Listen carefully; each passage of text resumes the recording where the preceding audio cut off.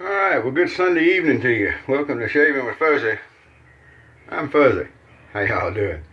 Alright, so it's Sunday evening because I'm working a night shift tonight. And I haven't done that in a while, but it should be okay. I'm working a night shift tonight, tomorrow night, and then Wednesday we start training for the serious work. So very much looking forward to that.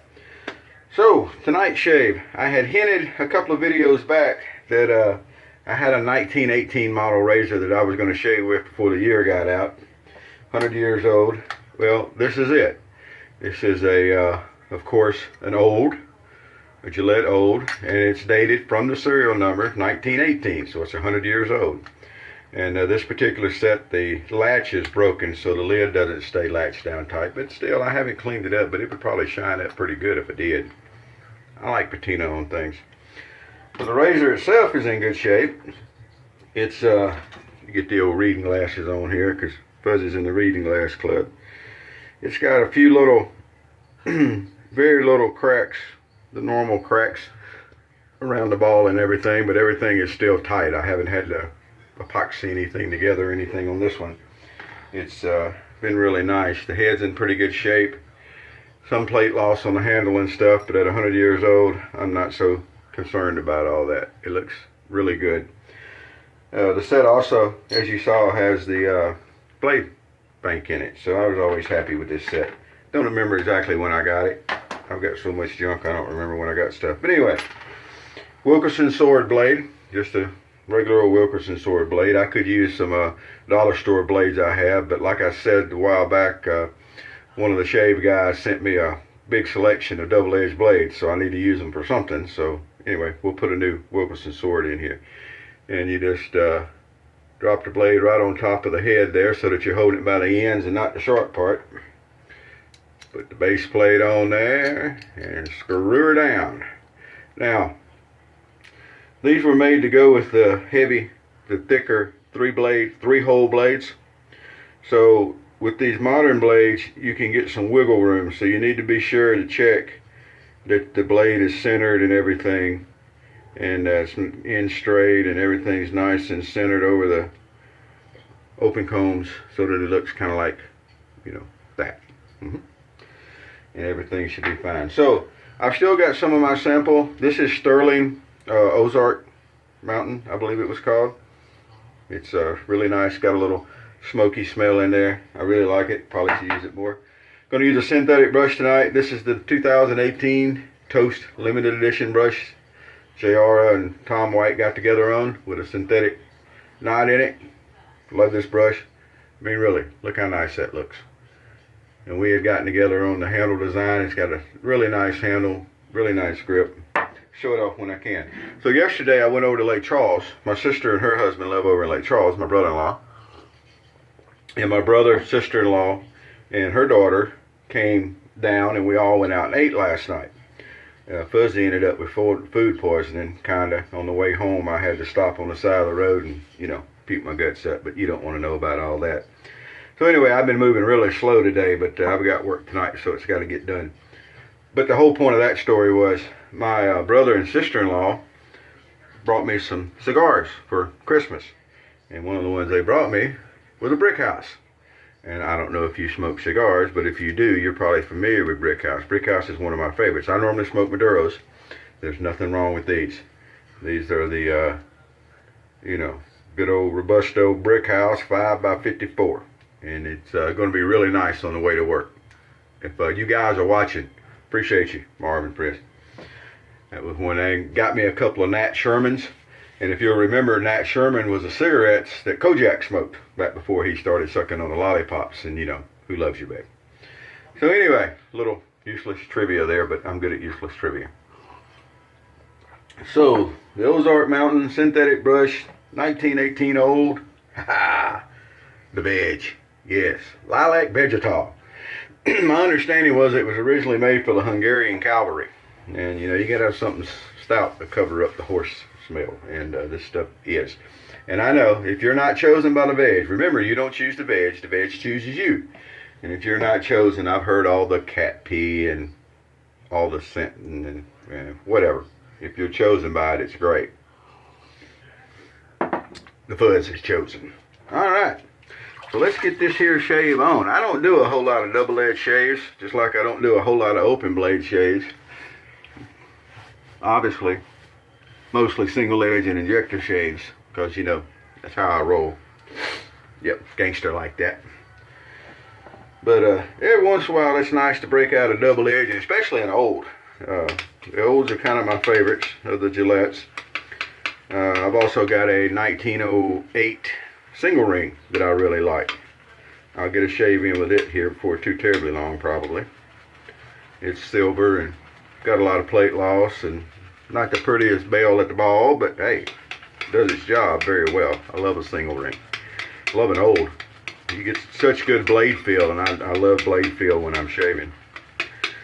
So here we go. Of course, this is a Stirling soap, and Stirling soaps just work nice. They really do. Really, really, really do. And we're just going to build some up on the old synthetic here. Of course, you don't have to soak the synthetic before you use it. It does absolutely no good to soak a synthetic brush. But, you know, hey, some people do. Whatever. Alright. So about a day and a half growth for the old. That's probably closer to 2 days growth. I didn't shave yesterday. It's all the way through Sunday. It's about 7 o'clock Sunday night. A little later, something like that. So, good 2 days growth probably. Give the old something to munch on. Any of you that ever shaved with one of these things know it. The old loves munching whiskers. I think it was probably the best design. I know some people like the new and the long comb new and the short comb new, and yeah, in my opinion, nothing beats an old, really. Now, having said that, I have never been able to get my hand on a double ring yet. If I get my hands on a double ring, I may think it's the best. But so far, the olds, and I really love the single ring. A lot of blade feel with the open comb. Now remember, just because it's an open comb doesn't necessarily mean really aggressive. It really doesn't. So anyway, we're going to do what we always do. We're going to do a little stretching up here. And that's all it takes. There's nothing, no voodoo needed to shave with one of these old razors. It's a shave. Angle.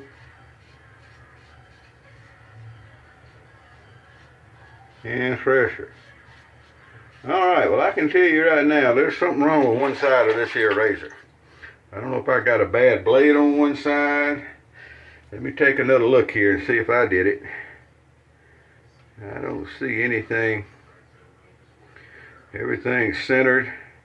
But I got one side of this blade that's working really good, and one side feels like a scraper blade. Well, you know what you do when that happens? You shave with the good side.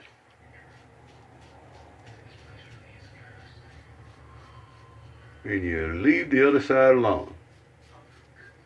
Because you can get brand new blades and they're duds. Even, you know, everyone, these are German Wilkies. I think they're considered a pretty good blade. But even from the good blades, you can occasionally get a bum steer. So we'll just use one side of the blade. Finish it up. No biggie there. Ain't no hill for a stepper.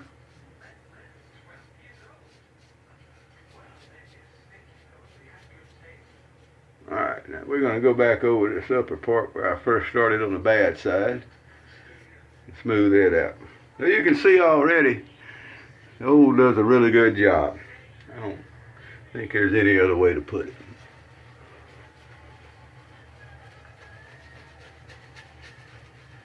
Right.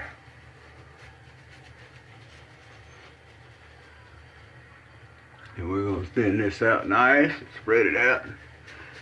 You'll notice, not really using a whole mound of lather here. There's no need to, you're not icing a cake. No need for the buttercream. Well, if you like that, knock it out. But there's really no need for it. Alright. Yes, I ever in need for another sip of coffee. I spent a large part of the day in bed, so Coffee is helping, getting things going.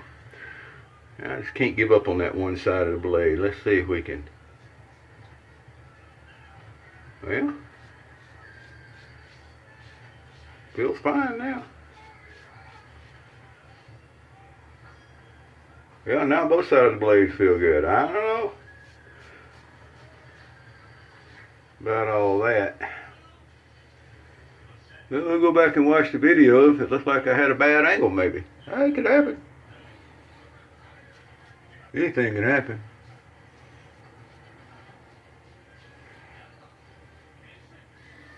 Now, speaking of that, something I probably hadn't mentioned in a while, but I need to. If you've got razors that you didn't like, that didn't work good for you when you first tried them, don't throw them away. Keep them around, and later on in your wet shaving adventures, after you've developed a better skill set and better technique, go back and try them again. I've had razors. I've got a razor that I haven't used in a while, and I probably need to.